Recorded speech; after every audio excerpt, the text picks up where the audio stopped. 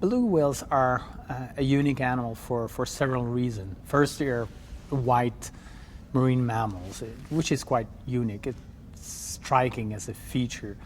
They are an Arctic animal, but one of their feature or characteristic that is the most extraordinary is that they have a mobile neck.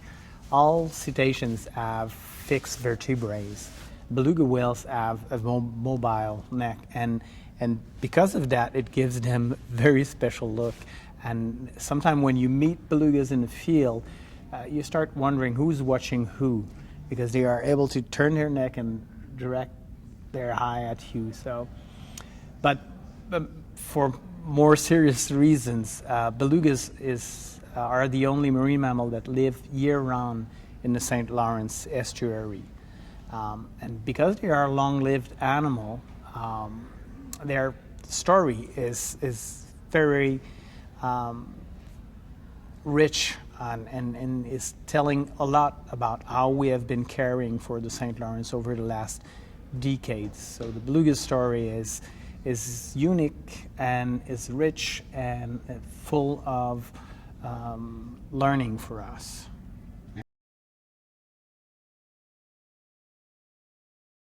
Beluga live year-round in the St. Lawrence estuary, so they live essentially in the St. Lawrence Great Lake watershed. So whatever have been dumped in the Great Lakes over the past decades eventually will get in the St. Lawrence estuary, in the food chain there, and in the beluga whales. Beluga whales are a long-lived mammal. We know now that beluga can live up to 60, even 80 years old. And they are feeding quite widely on the food chain, from small vertebrae to small mollusk, and even they feed on bigger fish, and even on eels. So as you know, eels are traveling or have been traveling between the Great Lakes and the St. Lawrence. So eventually transporting with them all what we've dumped in the Great Lakes. So what we see now in beluga whale tissue is a resume of what we've been dumping in the St. Lawrence and the Great Lakes over the last decades. And when you read carefully those contaminants, those traces in beluga whales, there are good news and bad news. And the good news are that the effort that we've spent to clean up the St. Lawrence and the Great Lakes over the last decades are showing up in the beluga whales. Those famous contaminants, the DDTs, the PCBs, are on the decline. They have been declining for about 15 years in beluga tissue. So this is great news. Some contaminants that have unique sources, for example, the Mirex. Mirex was a pesticide used to, an insecticide in fact, used to kill the red ants in Texas. But it was produced around the Great Lake in New York State. And once it was banned, it was dumped in the Great Lakes. And eventually it migrated down the food chain, down to the St. Lawrence beluga. And it remained very high in beluga tissue for decades. But now, again, this is on the decline. This is good news. The cancer rates in beluga whales, which once was the highest that we've documented in the wildlife, close to 20% of the adult that we found dead died of cancer. And this also is on the decline. So the big lesson here is that St. Lawrence belugas are connected to the Great Lakes for the good and the bad. For the bad, it's a legacy of contaminant that we've dumped in the Great Lakes and the St. Lawrence Seaway. And for the good is that the effort that we've put in the Great Lakes and the St. Lawrence Seaway to clean up is showing up in the health of beluga whales. Beluga whales can be seen as a good indicator of the global health of the ecosystem, the Great Lakes and the St. Lawrence.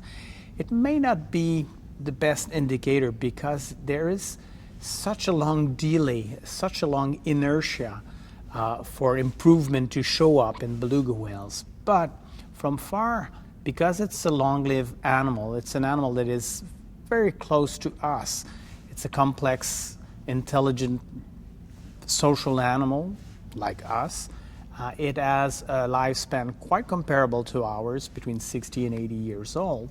So if we lived in the St. Lawrence, if we eat fish 365 days a week, we would probably have the same problem as beluga whales. So for that, it's a good indicator. But if we change things rapidly, if we stop producing or dumping some contaminant in our waterways, it will take long before we see the improvement in beluga whales. So for that, it can't be used as the unique bioindicator of the health of the St. Lawrence. But globally, it's a pretty powerful indicator.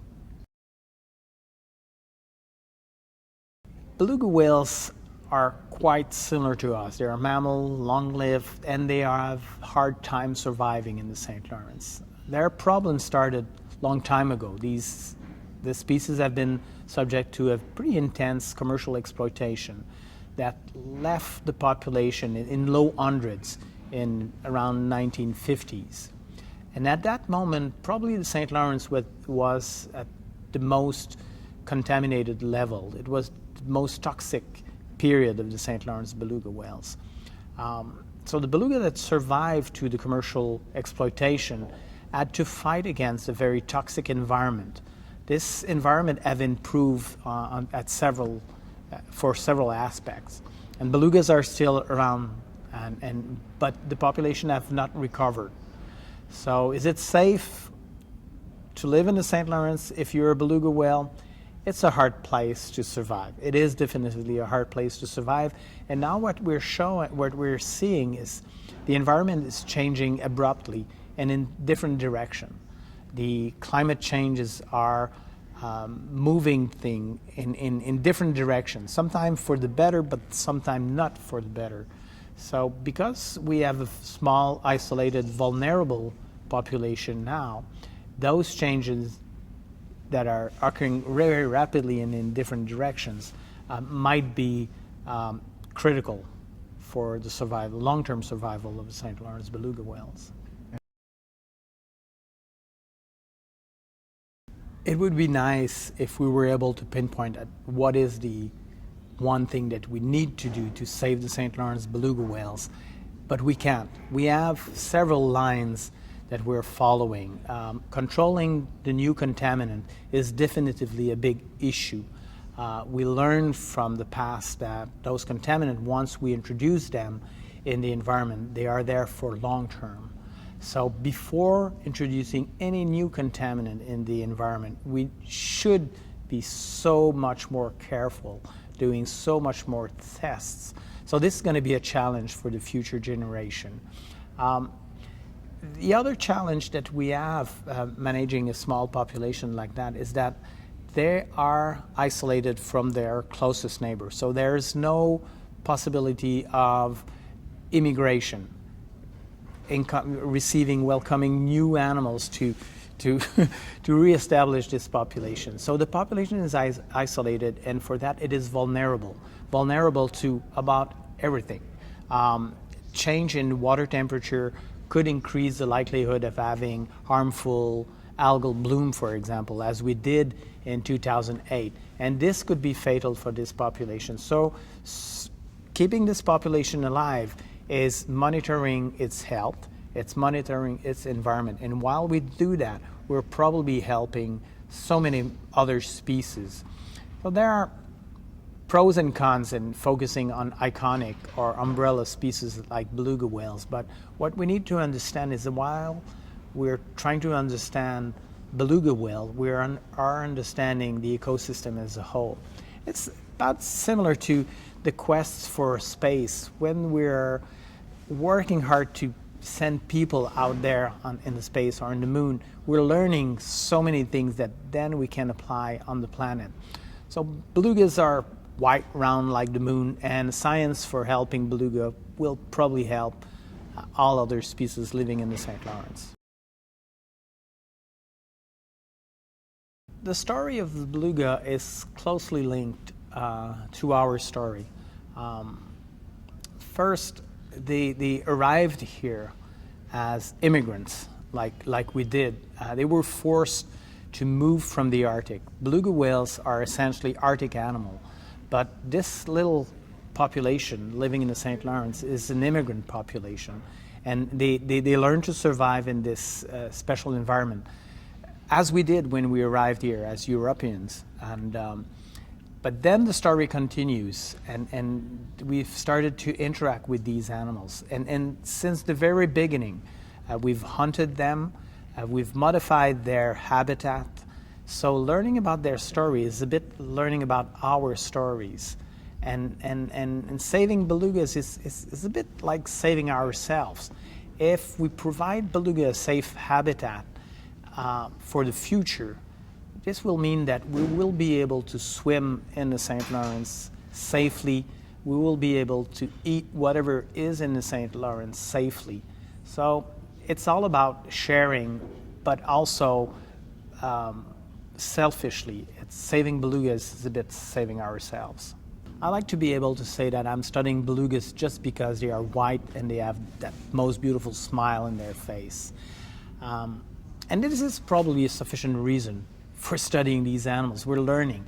And learning about these animals, we are able to tell stories to our kids, how other mammals living in complex society have invaded the ocean and live. And these stories worth to be told. But I'm also studying beluga whales because they need our help. We've modified their environment quite dramatically in the last 200 years. And if we want to continue to share the St. Lawrence with these fascinating animals, we have to care. We have to learn to live with these animals. And for that, we have to learn about them. I think the most important thing for all of us is to reduce our consumption, essentially, by all means, in every day. It's probably the only way that we will be able to share this planet with other animals, being birds or beluga whales. What we need to do now, and this is urgent, is to reduce our consumption, use public transportation, simple things. But when we will reduce our consumption, it will have so many impact on the production upstream. So it's easy to target the big industries, but the industries are producing for us. So if we're reducing, we will produce less, and our footprint will be less. And this is urgent.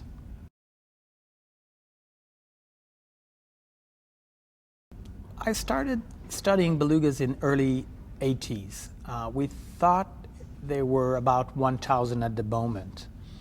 And if everything went well in this population, they should have doubled in number.